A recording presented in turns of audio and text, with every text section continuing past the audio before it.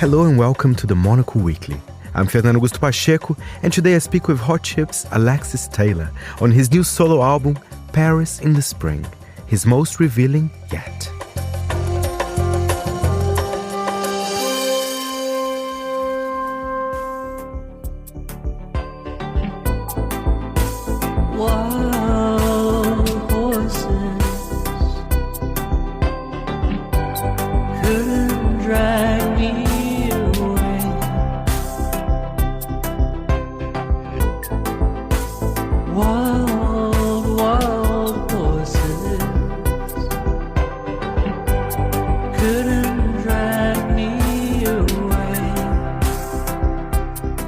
Alexis Taylor, welcome back to Monocle Radio. Pleasure to have you here. Thank you. Thanks for having me back. It's a pleasure. And we're going to discuss your new solo album, Paris in the Spring. If you don't mind, shall we start with the title? I've been quite silly because I was thinking literally Paris in the Spring, but I did not know that actually that's an expression for a psychological test.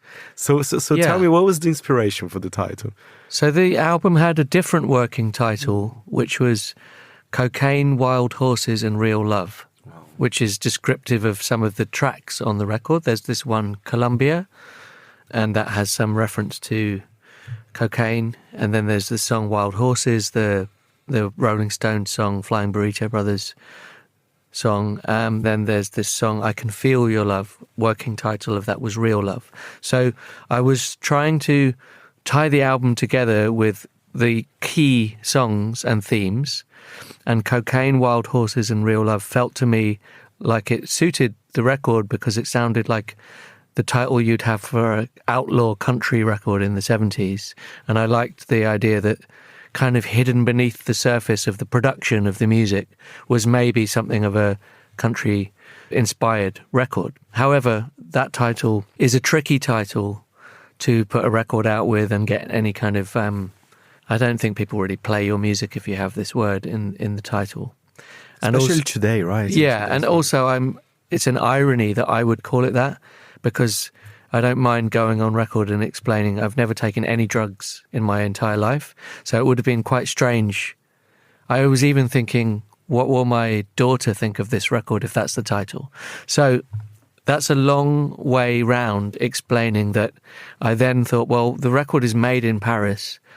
Can I say something about in the title, which it kind of explains the mood and the making of the record? And so I got as far as thinking about how much I love this film set in a different Paris called Paris, Texas by Wim Wenders. And I was going to have a title, Paris Lexus, so Paris Alexis. And I was going to use the Paris, Texas film logo. And then I thought, no, this is too focused on a film that isn't really the inspiration for the album, and all of the interview questions will be about that. So then I talked to my good friend who's an artist called Oliver Payne about this predicament of I have to change the title, but that was always the title of the record. I don't know what to do. And he said, well, are you familiar with this phenomenon of Paris in the spring? And I didn't know what he was talking about. And he showed me this image where it's a triangle with Paris in the spring written on there. And when you look at that image, you don't notice that there are two words, the, in a row. The reason it's referred to as a psychological test is because it's to do with the way our brains and eyes work together. We skim through what we're reading and try and identify what's important in the phrase. And we basically ignore this second the. I believe the term is called saccades or saccades, and it's to do with the eyes flicking back and forth, scanning. That's happening with the eyesight, but the brain just gets rid of the second the. So I liked the idea of including this sort of trick in the title, and it's printed on the artwork. And most people who look at it don't notice this second the. The only real reason, other than it being a nice phrase describing me making an album in the springtime in Paris, which is what happened, the only other reason for including this kind of strange psychological test is because a lot of the album is to do with our unconscious or the subconscious. And so a song like MP3s Can Make You Cry. One of my favorites, I must add here. Thank you. And if I truth, will you still tell me the lies that I so need to hear? If you sing me yours, I will feel it. If you play the blues, make me punch drunk and deal with it. If you sing without you can see it. That one is to do with a sort of stream of conscious way of forming a song and talking about what's on your mind, but talking about what comes out through the unconscious. And a lot of my music making in general, in Hot Chip and solo, is to do with me trying to understand some feelings which are there and they're very important to me, but they're sometimes hidden beneath the surface, and I can access them through music. And I can also sometimes access those thoughts and feelings in dreams, and the dreams sometimes lead to actual songs that form while I'm asleep. So I'm quite interested in what goes on in our unconscious and wanted to talk about that in the music.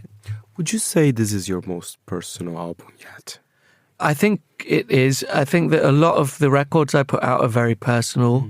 So they're not really competing on a scale to be more personal. But then again, I think it is a combination of being perhaps the most personal and revealing, but also I think I've managed to put the music together around those personal observations and revelations in a way that makes it slightly more, in my mind, universal and able to reach, I hope, more people. I feel like I've worked longer on the presentation of what is personal, so that I might have made something personal before, but perhaps it's quite intimate and really for a sort of a particular mood you'd have to be in to listen to it. Whereas I think this record, it has some of the joy of the Hot Chip music, and it has some of the joy of what's inside of me, which is a ultimately optimistic person. It's there in the production, as well as there being these quite sad sentiments as well.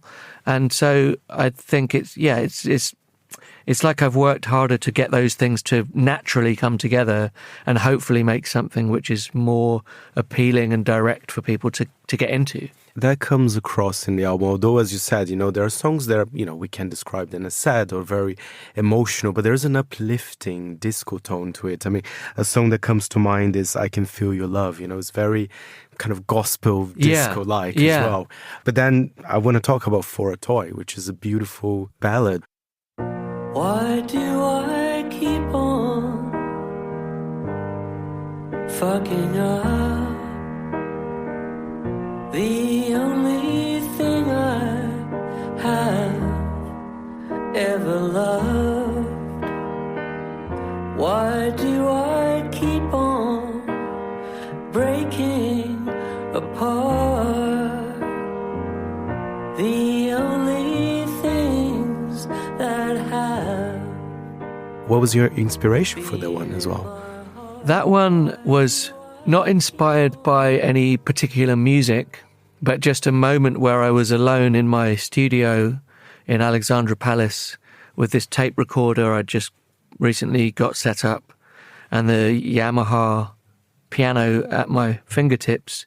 And the song seemed to come out almost fully formed, and it was very much me working through some behavioral aspects, some parts of my behavior which seem...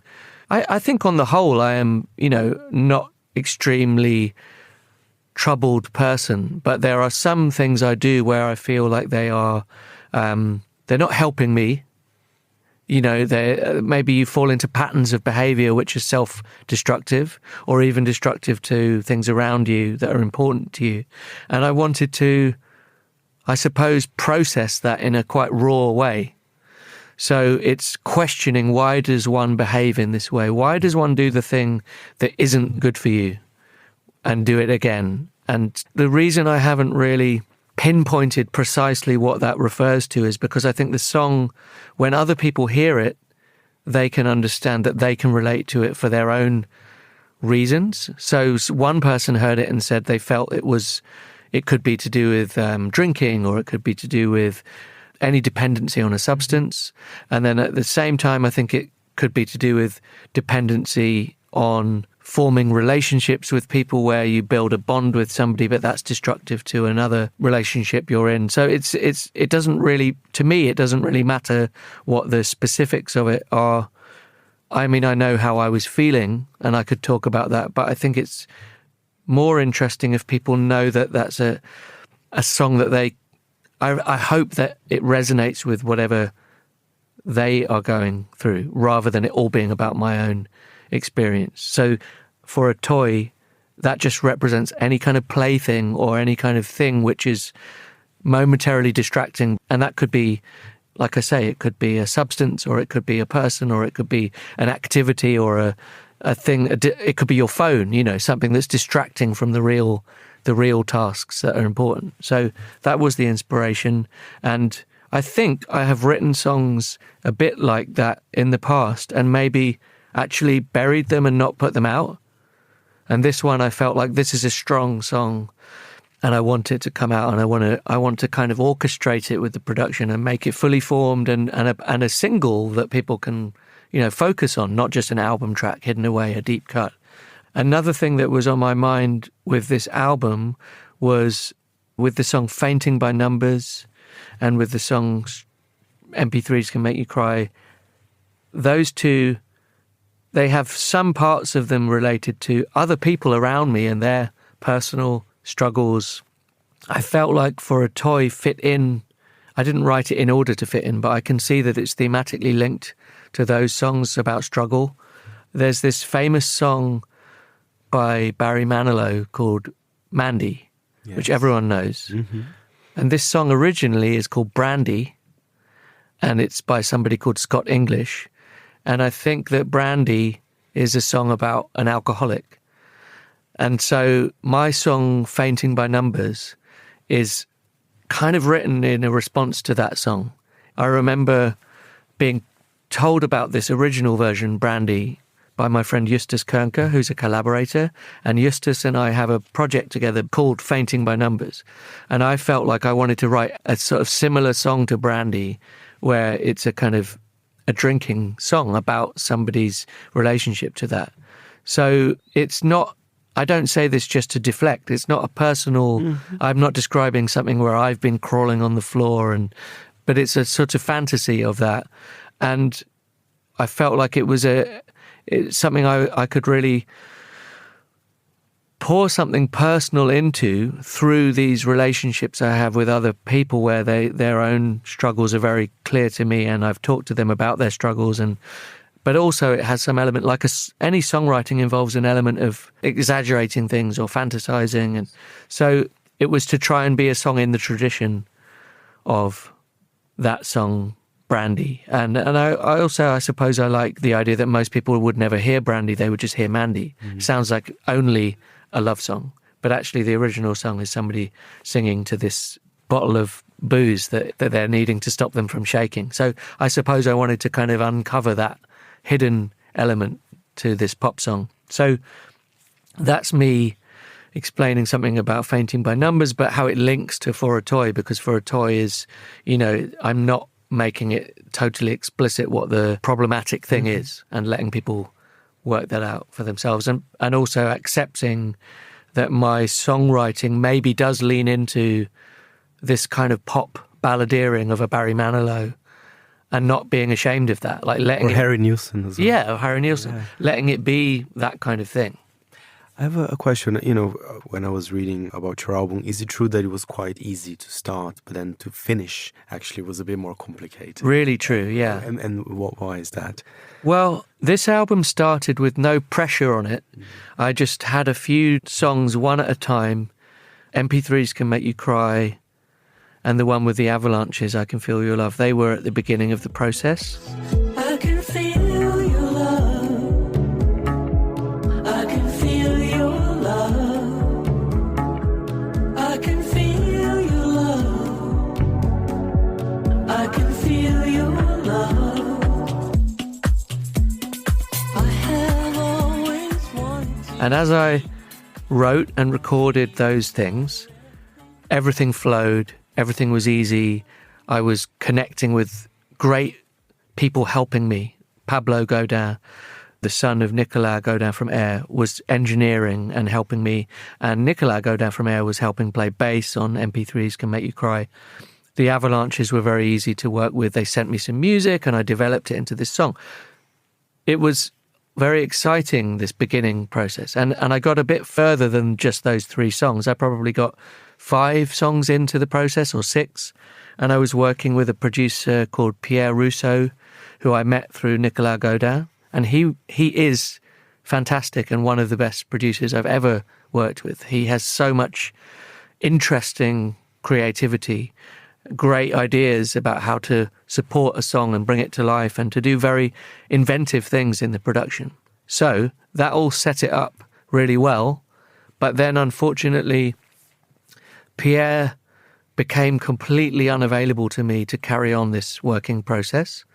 And I did feel a bit like I had started to depend upon his production to help me. So once he was no longer available, which was just life sometimes gets in the way of people's availability, and that's fine. But it took me some time to figure out how I could finish a record I'd started in Paris with Pierre, with Pablo, with Nicolas. How could I continue it if Pierre is now no longer available? You didn't want the album to sound disjointed. Exactly. Right? Yeah. And I also felt, I mean, obviously, who knows how anyone else will feel about this music when it's out there, but I felt I'm making the best record I've made. So to then stop that process halfway through, which is what I felt was happening, I was like, oh, I'm missing the person who can help me continue to make the best record. It was difficult for me. I lost a lot of momentum. I don't think I've ever taken so long to make an album. It all just slowed down.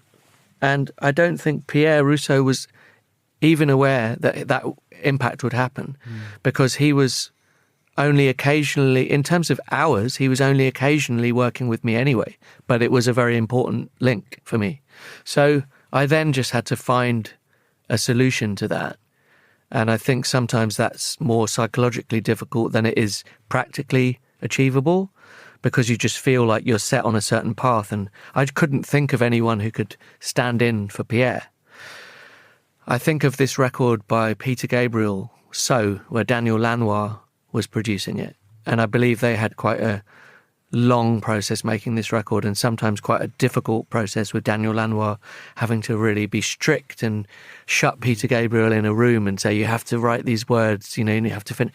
It wasn't like that. There was none of that drama, but nonetheless, I felt like I'd found this link in the producer that was so important to the whole process that it seemed impossible to carry on without him. So to cut a long story short, and I'm not good at cutting things short, I eventually found Ollie Baston, based in London, to help me finish the rest of the record. And we wrote new songs together. So we wrote Black Lodge in the Sky, and we wrote Out of Phase, and we wrote On a Whim. Those all came together by working with this new producer, as well as him helping me finish everything I'd started with the Paris sessions. On a Whim is very funky. I like it. You know, there's some kind of funkadelic vibes there. Yeah, I mean, I love funk music, and I'm really pleased with how that one turned out. The bass line, which is at the core of it, is something Ollie played, and that led me to write the chords and to kind of make the song with him, and to then invite Green Gartside from Scritti Politti to sing and to play guitar. And so I think it owes something to the sound of those Scritti Politti funky records, but also it's very much, it started off without him being a part of it. I just brought him in as the session went on. So a lot of new life was breathed into the process, despite me at some point feeling a bit despondent and how am I going to finish it? It then actually had some of the best songs came along because of this second phase of working with Ollie. He was so brilliant at overseeing the completion of the record and knowing what was needed and getting the best out of me, and me still being the chief songwriter and maker of this music, but him helping me in co-writing. And so that was He cheered you up in a way. Yeah, right? He kind of definitely, because it was somebody else with a fresh perspective on it who was able to say, yes, this is really good, but we can finish it and we can write more. And so the thing that I'm really pleased with, not just the music, but I'm pleased with the fact that I took the time to get it right, because I think that sometimes it's in my nature I love recording quickly and writing quickly. So it was kind of new to me to take a bit longer. And I really felt like maybe if you wait longer, the right songs come into your head and you have the right collection of songs to be the strongest record, rather than thinking you need to finish just for some arbitrary deadline, you know? So that was important to me, and hopefully I got that right. And the other thing I would quite like to say is just how much the collaborators informed the record. You know, it may have come from me, but we have Lola Kirk, we have Elizabeth White singing from the group Pale Blue, we have Green Gartside, Nicolas Godin, the Avalanches, Emma Smith, who's played it, she now plays in Pulp, and Beth Gibbons, but she's a friend of mine from school and has been on every record of mine and every Hot Chip record. And the producers, Pierre and Ollie, co-producers. I wanted to really sort of make it a collective sound as much as it came out from beginnings of mine, you know. I needed those relationships and collaborations with those other people. Sometimes they're just adding something at the final stage, but other times they're integral to the whole track. So I definitely want to kind of thank all of those people, and I think the listeners probably can hear that it's a bit more outreaching as a record by having these other people involved. It's less insular and a bit more kind of outwardly looking. Absolutely. And I was going to ask, coming back to some of your French collaborators, the title Paris, I mean, were you thinking about French music as well when you're making the album? Is this something that are you influenced perhaps by the French touch? Or so tell us more about your connection with France in that sense. I feel like I have been a bit of a latecomer to some of the classic and brilliant French producers and makers of music. So growing up, that wasn't the most important music to me. I think American music and soul music was really most important. But then we travelled as a band with Hot Chip to Paris to finish an album, Bath Full of Ecstasy, with Philippe Zidar. And we loved working with him, and his production and his mixing and his enthusiasm, which you could feel through he was a very demonstrative person physically and very up person. And I felt like there was a spirit in Philippe that was really infectious and really brilliant. And we loved being in his studio, Motorbase. It was tragic that Philippe died a year after that record was finished, and so we never got to work with him again. And it, you know, a real loss to music that he died. And it was so sad. And I think a part of me felt, even though that was a Hot Chip record, I felt some growing connection to the city of Paris after having worked there. And also I was beginning to become friends with Nicolas Godin, having worked on his last album, his last solo record. So it's quite circumstantial, you know, it's that I did this record with Philippe Zidar with Hot Chip and loved being in Paris. And I felt like we expected that we would actually complete another record with Philippe, but he died, so we weren't able to do that. So maybe I wanted to continue something musically in that city, but it just ended up being a different project and in a different studio. But in the process of doing it, it was definitely very inspirational to me to be in that city and to walk around and enjoy. I mean, I wasn't there for long because I was working in the studio a lot, but any time that I left the studio, I loved being in Paris. I loved conversations with people there. And also musically, in a very direct way, I knew those Air records because I had sold them in a record shop when I was younger. My first job was working in a record shop in London. I remember the first record being out and hearing it every day. But I was, like I say, a latecomer because I only really started to get to see that band play live when they reformed quite recently and when I got to know Nicolas himself. And so then I was on something of a personal journey of exploring some sounds which I think are key to French music. So the vocoder, which obviously isn't a French instrument, but it's used so much in the music of Air, and things like the talk box and the vocoder and auto-tune are a big part of the Daft Punk records. Like in your song Your Only Life as well, right? There's a little bit of a robo voice there. Yeah, there's some of that on different parts of the record. Forgiving, life is tough and unforgiving. Leaves in space for living your only life. So Nicolas helped me. He did some vocoder playing on MP3s Can Make You Cry, and I did some myself, and I would sit with him and ask him for technical advice about how to get the right sounds out of it. And you know, he's a master of that instrument. And then also in the mix is Etienne de Crécy, who I sang on his last record, and he helped me to make a particular version of this song, I Can Feel Your Love. He was integral to the moment where I had the lyrics for the chorus. I asked him, would you help me record that? So I came to his studio, he recorded my singing and some keyboard parts that I played, but they were done in his studio, and he made a really good mix of that song, which is quite similar to the final mix. So he was an integral part to the quite long journey of finishing that song, from the beginnings with the Avalanches sending me an instrumental from Australia, to me working on it on my own, to me having to remove a massive part of the song, which was a sample, which we couldn't clear, to then writing a new chorus, working with Etienne, and then finally finishing it in London with Ollie Baston. So it's a strange thing where some of these songs, they've not changed dramatically from the beginning to the end, but they've been on something of a journey to get to the thing which I feel is the kind of perfection of those things. I worked harder to really finish things. And the same happened with Your Only Life, and the same thing happened with For a Toy. Like, I would demo these songs in different places, like literally different places all around the world.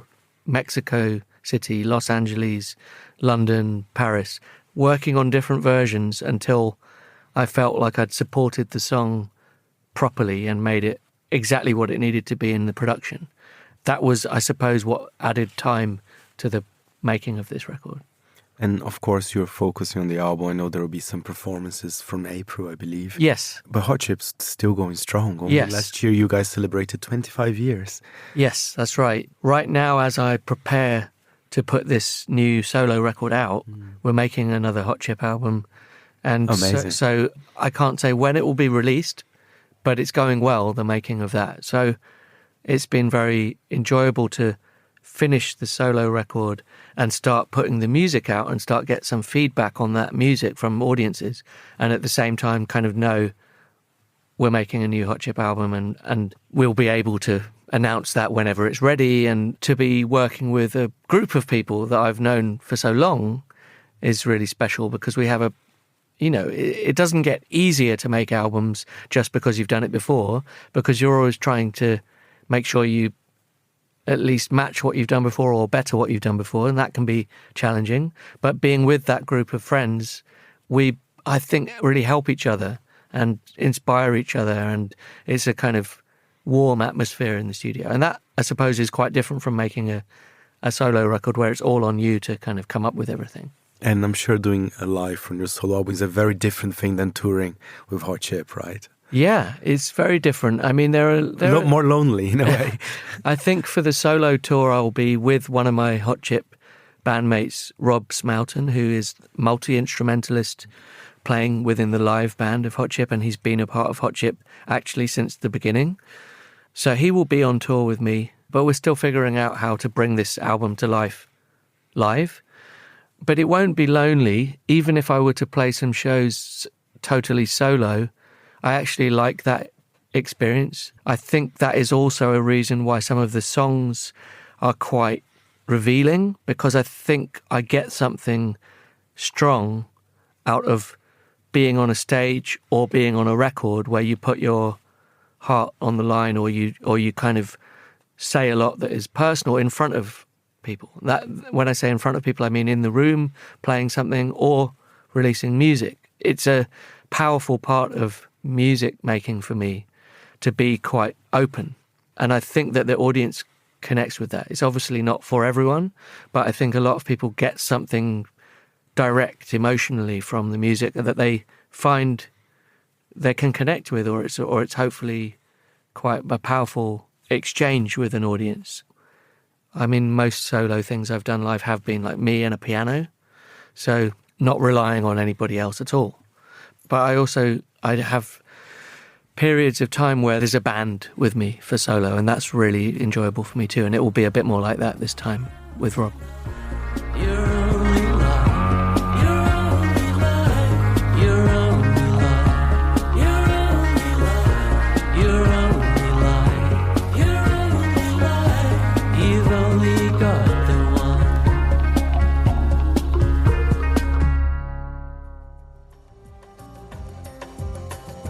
Thank you, Alexis. Paris in the Spring is out now. I'm Fernando Augusto Pacheco, and the show was edited by Jack Jewers. Thank you for listening.